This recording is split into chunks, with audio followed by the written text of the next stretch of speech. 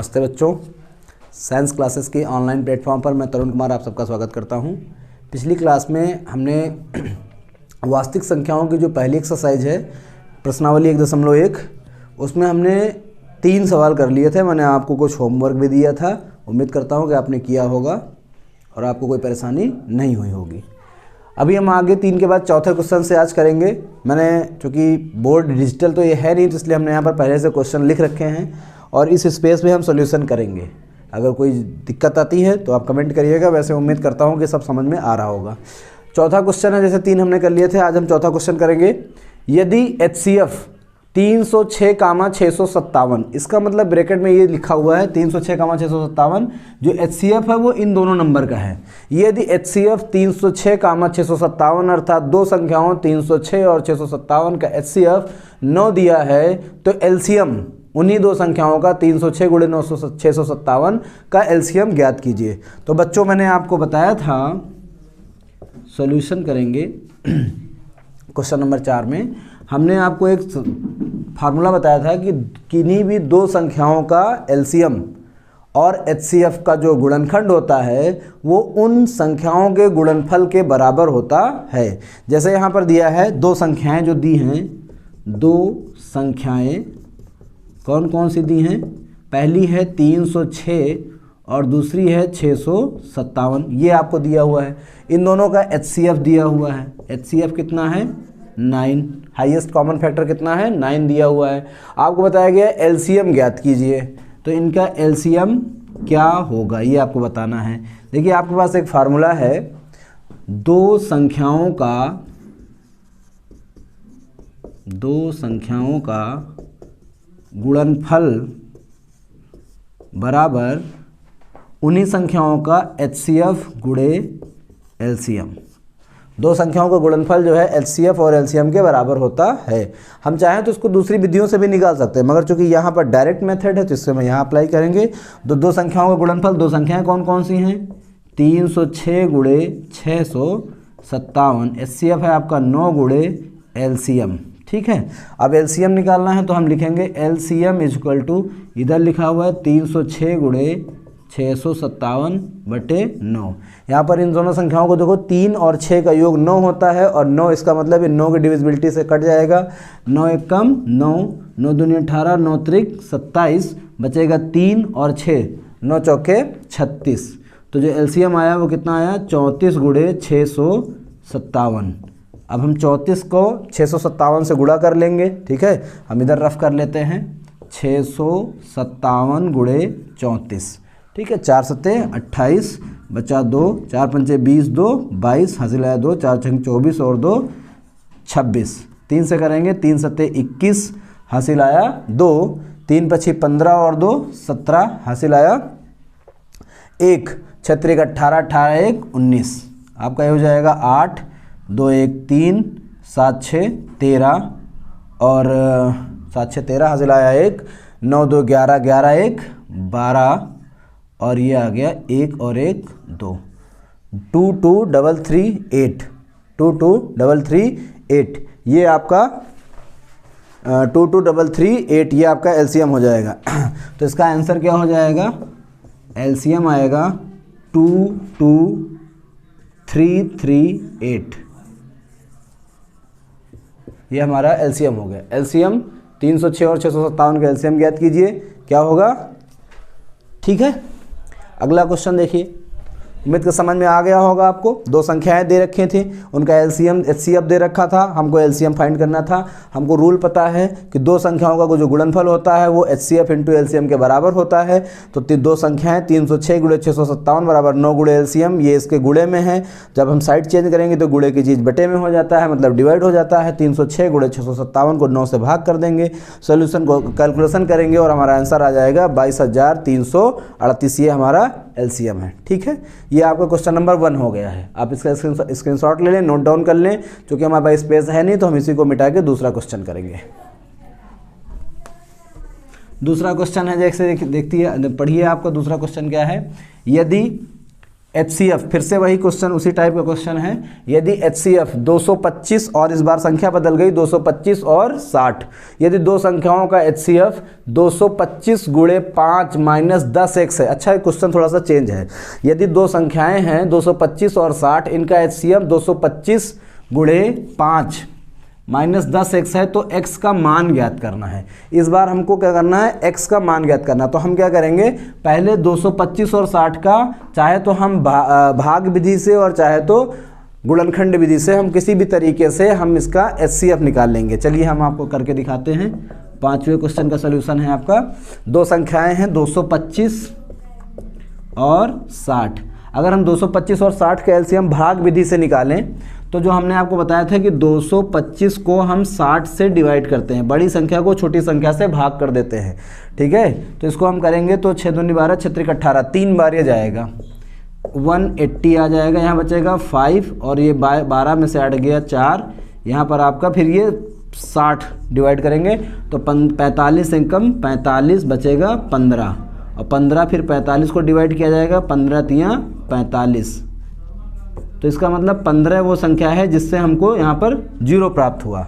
ठीक है, ये भाग विधि है। आप इसके लिए हमारा वीडियो पहला वाला वीडियो देख सकते हैं, वहाँ पर मैंने आपको बताया है कि किस तरह से भाग विधि से HCF निकाला जाता है। ठीक है, तो यहाँ पर जो HCF आया है इन दोनों का, जो 225 और 60 का LCF आया है, 225 व 60 का HCF, ये हमने कितना निकाला है बेटा, 15 निकाला है। कितना निकाला है, 15। अब क्वेश्चन में देखिए लिखा है HCF कितना दिया है, 225 गुणे 5 माइनस 10x, 225 गुणे 5 माइनस 10x।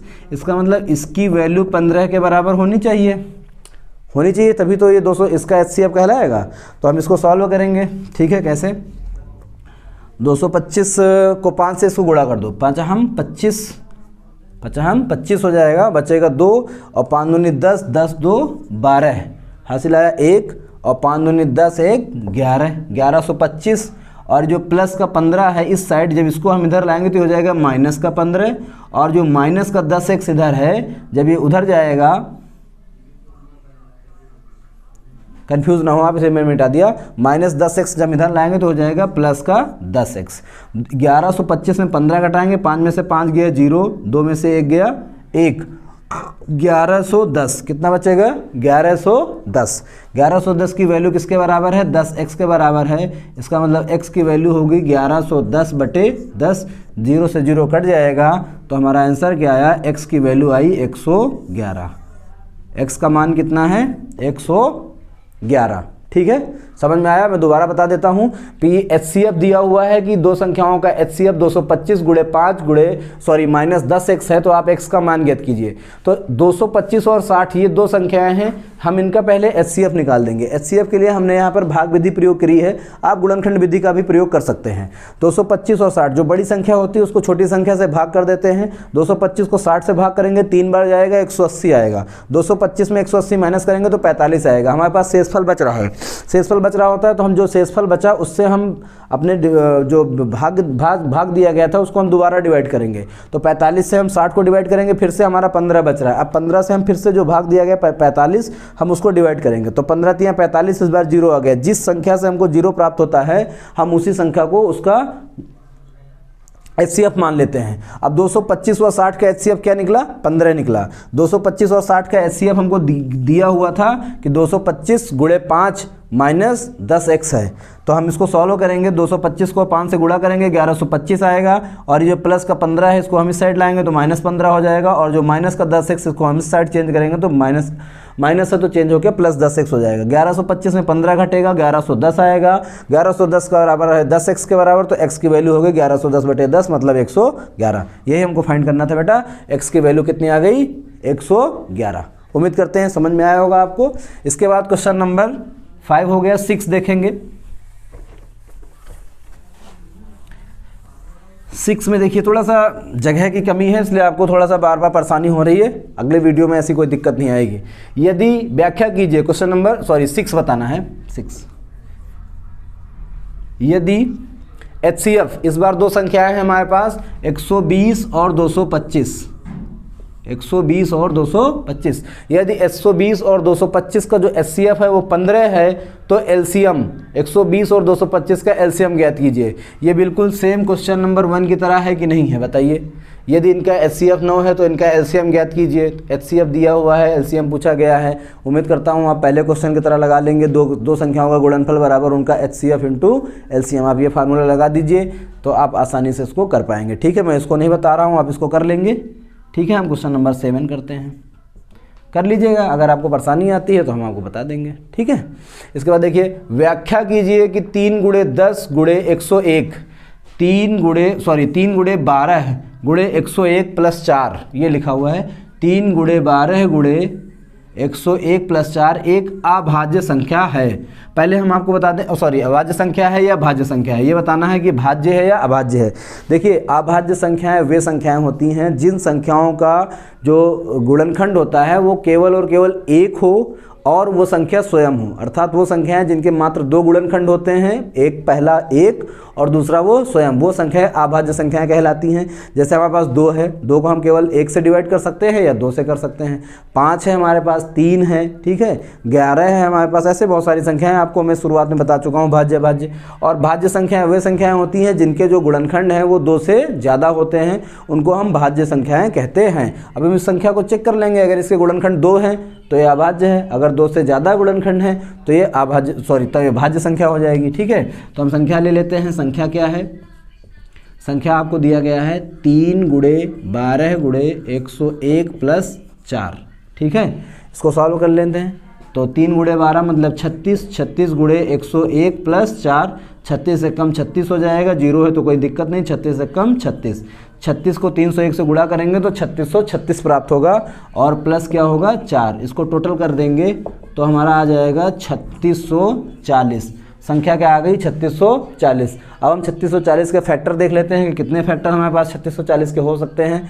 3640 के कितने गुणनखंड हमारे पास हो सकते हैं। तो 3640 को हम 2 से डिवाइड कर दें, यहाँ 0 है तो 2 से हो जाएगा, 2 1 कम 2, 2 8 16, 2 0 1820 हो जाएगा। फिर हम 2 से करेंगे तो ये 910 हो जाएगा। फिर हम 2 से करेंगे तो 455 हो जाएगा। 4 2 चौके 8 बचा 11, 4 पंचे 10 और फिर से 4 पंचे 10, 455 हो जाएगा। 5 4 9, अभी ये जो है 5 5 10 14, ये होगा आपका 5 से हो जाएगा। 5 से कर लें तो 5 9 45, 5 9 45 और 5 1 5। ठीक है, फिर से अभी ये हो जाएगा 7 से हो जाएगा। 7 से कर लो तो 7 1 7 और 2 बचा 21, 7 3 21, अभी ये 13 से हो जाएगा। ठीक है, तो अब हमारे पास फैक्टर आ गए कि 3640 क्या है? 2 × 2 × 2 × 5 × 7 × 13, 5 × 7 × 13। अब देखिए यहाँ पर 5 है, 2 है, 7 है, 13 है, तो इसके मल्टीपल फैक्टर हैं कि नहीं है?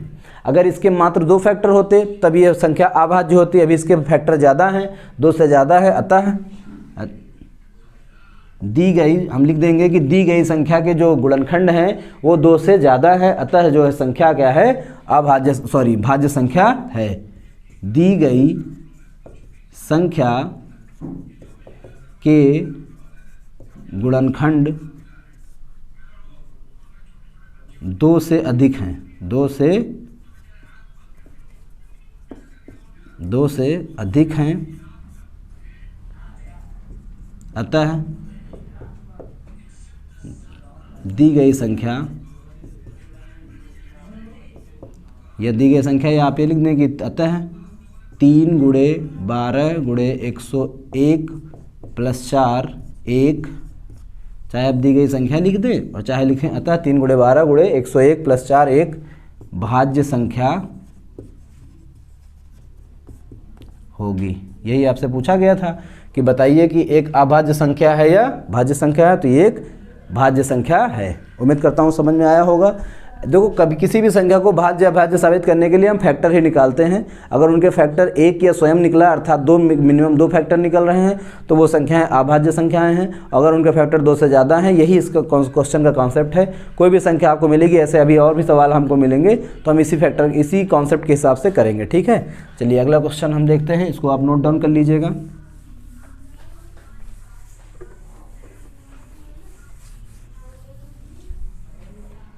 चलिए अगला क्वेश्चन नंबर 8 देखिए, लिखा हुआ है 18 और 117। 18 और 117 ये आपका है, ये कर चुका हूँ, ये मैंने आपको होमवर्क दिया है, आप इसको कर लीजिएगा। नहीं, ये मैंने करवाया है भाई, ये मैंने करवाया है, मैंने आपको होमवर्क ये दिया था, ठीक है। अब हम क्वेश्चन नंबर 8 कर रहे हैं। 18 और 117 के HCF को 18m-117 के रूप में दर्शाया गया है, अर्थात इस बार भी एग्जैक्ट नहीं दिया गया है, जैसे पिछली बार दिया गया था। इस क्वेश्चन में देखो यहाँ पर 10x के रूप में दिया गया था, इस बार m के रूप में दिया गया।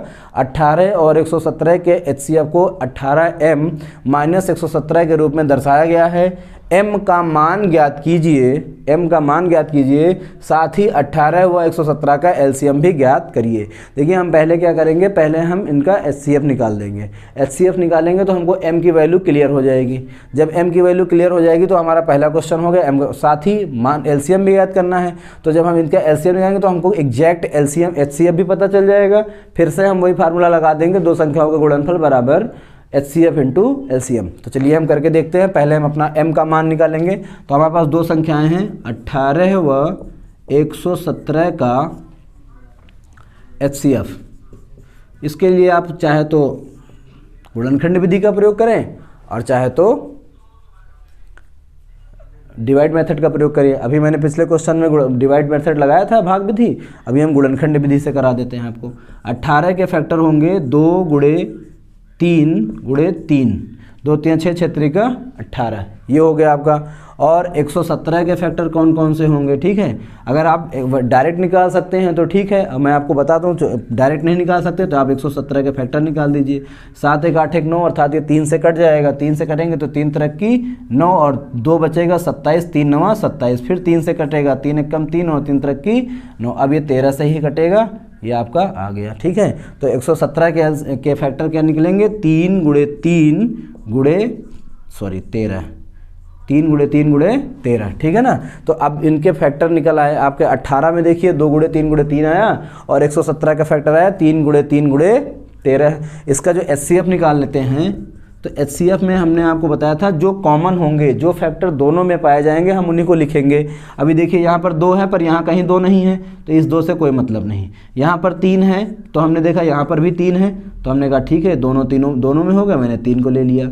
अभी देखो यहाँ पर भी 3 है और नीचे यहाँ पर भी 3 है, तो हमने ठीक है इस 3 को भी ले लिया। बट अभी देखो यहाँ 13 है बट ऊपर कहीं 13 नहीं है, तो हम इस 13 को भी छोड़ देंगे। कॉमन फैक्टर लेते हैं, 3 गुणे 3 कितना आ गया, 9। अर्थात हमको पता चल गया कि 18 और 117 का HCF कितना है, 18 और 117 का HCF है 9, ठीक है। अब चलिए हम इसको आगे करते हैं। 18 व 117 का HCF बराबर, आपको यहाँ पर दे रखा था 18 और 117 के HCF को क्या लिखा गया है, मैंने निकाला है 9। मैंने क्या निकाला है, HCF 9 आया है, जबकि यहाँ क्वेश्चन में लिखा गया है कि 18m-117 लिखा गया है। तो हम इसकी जगह पर ये भी लिख सकते हैं कि 18m-117 इसकी वैल्यू किसके बराबर है, 9 के बराबर होगी। क्लियर है। यहाँ से हम अगर पक्षांतर कर दें तो 18m बराबर 9, ये 117 इधर ट्रांसफ़र होगा तो प्लस का 117 हो जाएगा नहीं हो जाएगा। अब आप इसको ऐड कर दीजिए, 117 में 9 ऐड करेंगे तो हो जाएगा 126। कितना हो जाएगा, 126। 18m बराबर 126। m की वैल्यू फाइंड करेंगे तो m बराबर होगा 126/18। 18 की टेबल में 126 आ जाता है, ठीक है ना। 18 की टेबल में 126 आ जाता है। 18 एकम 18 और 18 सत्ते कितना, 126 होता है, ठीक है भैया। पहाड़ा टेबल आप याद कर लीजिए। m की वैल्यू हमको पता चल गई, m बराबर 7। ये हमको पहले बताना था कि आप m का मान ज्ञात कीजिए, ये हमको पता चल गया। m का मान कितना है, 7 है। m का मान कितना है, 7 है, ये हो गया। इसके बाद दूसरा है, साथ ही 18 व 117 का LCM भी ज्ञात करें। तो अब चाहे तो आप फैक्टर विधि से, हमने यहाँ फैक्टर निकाले हैं, चाहे तो यहीं से LCM निकाल लीजिए और चाहे तो आप वो लगा दीजिए, वही वाला फार्मूला लगा दीजिए जो मैं बता देता हूँ। दो संख्याओं का गुणनफल बराबर LCM इंटू HCF, ये फार्मूला मैंने आपको अभी पहले क्वेश्चन में बताया है।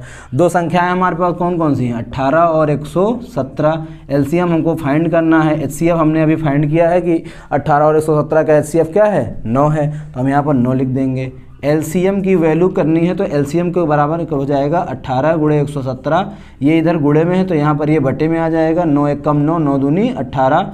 तो एलसीएम कितना आ गया, एलसीएम बराबर आ गया बेटा 2 गुणे 117, 2 सत्ती 14 आएगा, 1 2 एक कम 2 1 3 और 2 एक कम 2, तो एलसीएम कितना आ गया 234। एक आंसर हमारा यहाँ पर है और एक आंसर हमारा यहाँ पर है। तो ये क्वेश्चन नंबर 8 हो गया आपका। कैसे हम पता कर लेंगे कि इनका m का मान क्या है और इनका एलसीएम क्या है, ये हमने दोनों आपको बता दिए। उम्मीद करता हूँ आपको समझ में आ रहा होगा, ठीक है ना। चलिए अब आगे हम देखते हैं, इसको आप नोट कर लीजिएगा। क्वेश्चन नंबर 9 देखते हैं।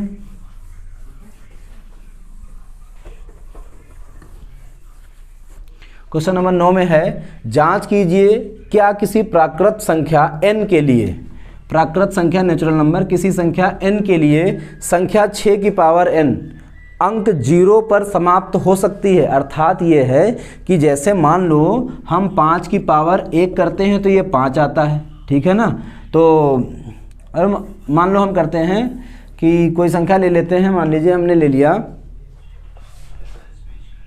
0 पर समाप्त होने का तात्पर्य है कि मान लो हमने कोई संख्या 5 ले ली। अब 5 की पावर 1 करेंगे तो 5 आएगा नहीं आएगा, ये पावर को n बोला गया है कि यहाँ पर क्या हम कोई ऐसी संख्या रख सकते हैं कि इसका मान क्या आ जाए, 0 आ जाए, ठीक है ना। अगर हम मान लो कि यहाँ पर ये मान लेते हैं कि यहाँ पर हमारे पास संख्या है 20 मान लिया। अब 20 की पावर n, अब यहाँ पर ऐसी कोई संख्या n की रखें, वैसे तो यहाँ पर वैसे ऑलरेडी 0 है ना। तो चलिए मैं आपको जो क्वेश्चन है उसी के हिसाब से करके दिखाता हूँ, ठीक है। चलिए देखिए, जांच कीजिए किसी संख्या प्राकृत संख्या n के लिए संख्या 6 की पावर n अंक 0 पर समाप्त होने का मतलब है कि जब संख्या को 6 की पावर n सॉल्व किया जाए, ठीक है ना। जैसे हमने लिखा 2 की पावर 8, अब 2 की पावर 8 का मतलब 2 गुणे 2 गुणे 2 गुणे 2 गुणे 2 गुणे 2, 8 बार हम करेंगे, 1 2 3 4 5 6 7 8। तो ये हो गया n संख्या, ये हो गई पावर n। जब इसको 8 बार सॉल्व करेंगे तो हमारा जो इकाई का अंक है वो 0 आना चाहिए। यही लिखा है कि 6 की पावर n अंक 0 पर समाप्त हो सकता है। अर्थात कोई ऐसी संख्या क्या बन सकती है कि जिसके इकाई का अंक हमको 0 मिल जाए। तो इस चीज़ को सॉल्व करने के लिए आपको हम एक तरीका बताते हैं कि अगर हमें किसी भी संख्या के जो इकाई का अंक 0 चाहिए तो हमको ये याद है कि हम इसके फैक्टर में 2 गुणे 5 होना चाहिए, कम से कम 5 होना चाहिए, 10 होना चाहिए, तभी तो हमारा आएगा, ठीक है। तो हम इसको इसी बेस पर कर देंगे कि 6 की पावर n अंक लाना है। तो कोई संख्या है, मान लो कि 6 की पावर n है, लिखा है, ये लिख दिया आपका 6 की पावर n। अब हम इसके फैक्टर ले लें। अगर फैक्टर में जैसे अभी हमने 2 की पावर 8 करके आपको दिखाया तो उसमें कभी भी 0 नहीं आएगा, क्योंकि 0 लाने का मतलब है आपके पास फैक्टर में क्या होना चाहिए, 2 गुणे 5 होना चाहिए, या 5 गुणे 10, वही 10 का मतलब 2 गुणे 5 हो गया। तो इसका मतलब आपके पास मिनिमम 5 होना ही चाहिए। 5 के साथ मान लो आपके साथ 5 है, 5 गुणे 4 आ गया, तब भी 20 आ जाएगा, हो जाएगा। 5 गुणे 6 आप कर देंगे तब भी आपका 30 आ जाएगा, है कि नहीं। तो कहना मतलब 5 का होना जरूरी है। तो हम इसके फैक्टर करेंगे, इसके हम फैक्टर कर लेंगे, किसके, 6 के फैक्टर करेंगे। तो 6 के फैक्टर होते हैं 2 गुणे 3, 2 गुणे 3। अब देखो इसका बिल्कुल सिंपल सा फार्मूला है, चूंकि 6 के फैक्टर में 2 गुणे 3 आता है, अर्थात 6 के फैक्टर में कहीं पर भी 5 नहीं आ रहा है, ठीक है। और बिना 5 के हमारा 0 ला पाना मुश्किल है, ठीक है ना। 5 या 10 होना ही चाहिए था, ठीक है। तो अगर हमारे पास 5 नहीं है तो इसका मतलब है कि इसी वजह से हम यहाँ पर कारण लिख देंगे कि चूंकि 6 के गुणनखंड में संख्या 5 नहीं आ रही है, 6 के गुणनखंड में 5 संख्या का मतलब 5 नंबर, न्यूमेर वैल्यू, 5 संख्या नहीं आ रही है, नहीं आती है। अतः अब आप n का कोई भी मान रख दीजिए, जैसे अभी हमने 2 की पावर 8 में करके दिखाया था। आप कहीं पर भी 5 संख्या नहीं आती है, अतः n के किसी भी मान के लिए, अतः n के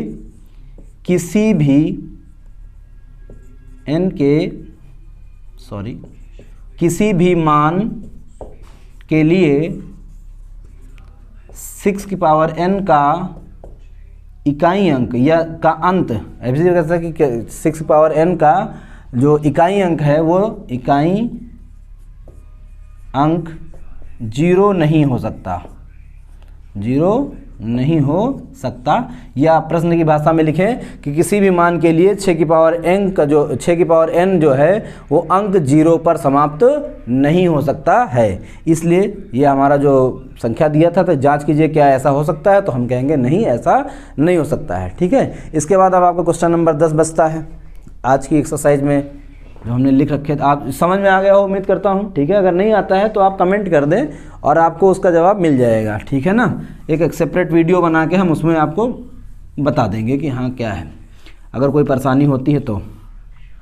अगला क्वेश्चन है ज्ञात कीजिए कि संख्या, 10वां क्वेश्चन है, ज्ञात कीजिए कि संख्या 7 गुणे 11 गुणे 13 प्लस 13, 7 गुणे 11 गुणे 13 प्लस 13 और 7 गुणे 6 गुणे 5 गुणे 4 गुणे 3 गुणे 2 गुणे 1 प्लस 5 भाज्य संख्याएं क्यों हैं। अभी हमने आपको यहाँ पर एक क्वेश्चन करवाया था, आपको मैंने करवाया था ये वाला क्वेश्चन, कौन सा गया, ये क्वेश्चन नंबर 7 करवाया था। तो हमने आपको समझाया था कि भाज्य और अभाज्य हम कैसे देखते हैं, हम कैसे पता करते हैं कि कौन सी संख्याएं भाज्य हैं और कौन सी अभाज्य हैं। तो हम क्या करेंगे, पहले इनके हम फैक्टर देखेंगे। ठीक है, चलिए हम पहले दो संख्याओं को अलग अलग देखते हैं। 7 गुणे 11 गुणे 13 प्लस 13, पहले हम इसको सॉल्व करते हैं। तो देखो यहाँ पर भी 13 है और यहाँ पर भी 13 है। ठीक है, अगर हम गुणा करेंगे तो हमें समय ज़्यादा लगेगा, हम एक थोड़ा सा शॉर्ट तरीका अपनाते हैं। हम यहाँ से 13 को कॉमन ले लेते हैं। जब 13 को कॉमन ले लेंगे तो यहाँ पर क्या बचेगा, 7 गुणे 11, यहाँ से 13 जा चुका है और प्लस यहाँ से 13 चला गया तो 1 बच जाएगा। यहाँ से तो 1 बचेगा, उसको लिखने कोई फ़र्क नहीं पड़ेगा, मगर यहाँ का 1 हमें भूलना नहीं है। ठीक है, तो ये क्या हो गया, 13, 11 सती कितना होता है 77 और प्लस 1, तो ये बन गया 13 गुणे 78, 13 गुणे 78। ये जो संख्या हमको पहले से दी गई थी ये संख्या बन गई 13 गुणे 78। तो अब देखो इसमें आपका 13 तो है ही है, 13 एक अभाज्य नंबर है, वो तो गुणनखंड में ही है। 78 के गुणनखंड अगर हम करना चाहें तो हम ये लिख सकते हैं 13 गुणे 2 गुणे 2 3 6 और 2 9 18, 2 गुणे 39 कर सकते हैं। और आगे हम करना चाहें तो हम इसको और भी कर सकते हैं। चलिए मैं आपको बताता हूँ, मैं चूँकि जगह नहीं है मैं ऊपर लिख देता हूँ।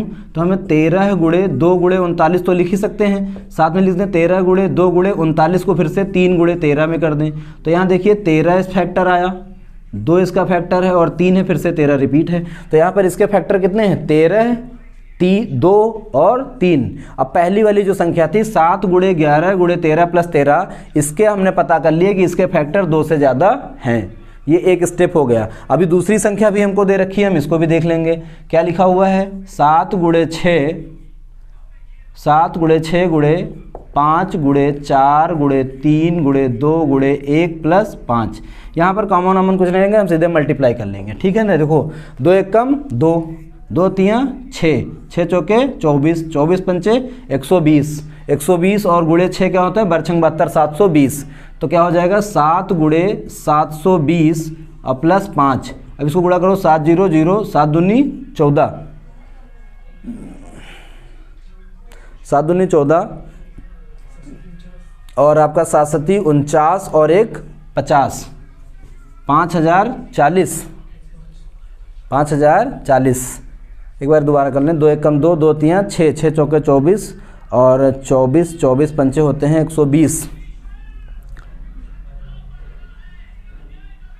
24 पंचे 120, 120 बरछंग 72, 720 गुणे 7, 7 2 0 0, 7 दूनी 14, बचा आपका 1, 7 7 49 50। हाँ ठीक है, प्लस 5, ये आपका हो गया 5045। अब 5045 को आप 5 आया है, आप इसको क्या करेंगे, फैक्टर कर लीजिए। अभी इसके फैक्टर करेंगे तो इसके भी फैक्टर ज़्यादा ही आएंगे। ठीक है ना, जगह कम है फिर भी हम यहाँ कर रहे हैं, उम्मीद करते हैं समझ में दिखाई पड़ रहा होगा आपको। ये यहाँ कर रहा हूँ 5045, इसके फैक्टर करेंगे तो 5 4 9, 5 14, ये 3 से नहीं होगा, हम 5 से कर देते हैं। चलो 5 1 कम 5, 5 1 कम 5, 0 आ जाएगा, फिर से 0 आ जाएगा, 5 9 45। अभी 1009 को किससे करें, और 1009 नहीं कटना चाहिए। चलिए ठीक है, तो ये आ गया आपका 5 गुणे 1009। अब देखिए एक बात समझिए, 5 गुणे 1009, तो ये तो 2 तो हो ही गए, खुद ब खुद हो गए। इसके बाद इसका फैक्टर 1 भी आएगा, और इसका फैक्टर अगर हम देखेंगे तो इसके साथ ही 5045 भी तो इसका फैक्टर में आएगा, नहीं आएगा। तो अभाज्य संख्या तो ये वैसे भी नहीं हो सकती। क्यों नहीं हो सकती? क्योंकि अभाज्य के लिए वो संख्या 1 और अपने स्वयं से ही कटनी चाहिए थी, बट यहाँ हमें 5 और 1009 मिल चुके हैं। ठीक है, इस तरह से ये सिद्ध हो गया कि जो संख्या दी गई थी, जो दोनों ही संख्याएं 7 गुणे 11 प्लस 13, तो इसका मतलब ये यहाँ हमने देखा, यहाँ पर भी इसके मल्टीपल फैक्टर्स हैं, और जो ये संख्या दे रखा था इसको भी हमने सॉल्व किया तो हमको इसके भी मल्टीपल फैक्टर्स मिल गए। तो हम यहाँ पर क्या लिखेंगे कि ये दोनों ही संख्याएं, चूंकि पूछा गया था भाज्य क्यों है, ये व्याख्या देनी है कि भाज्य क्यों है, क्योंकि दोनों ही संख्याओं के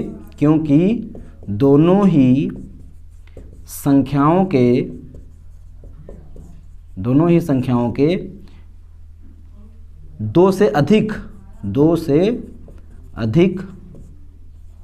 गुणनखंड हैं, अतः दोनों के 2 से अधिक गुणनखंड है, अतः यह संख्याएं क्या हैं, अतः ये भाज्य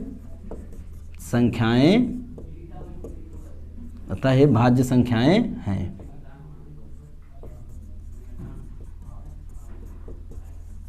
ठीक है भैया, तो ये हमने आपको 10 क्वेश्चन एक्सरसाइज 1.1 के करवा दिए हैं। ठीक है, अभी शायद 1-2 क्वेश्चन और भी बच रहे हैं, वो हम अगले पार्ट में देखेंगे।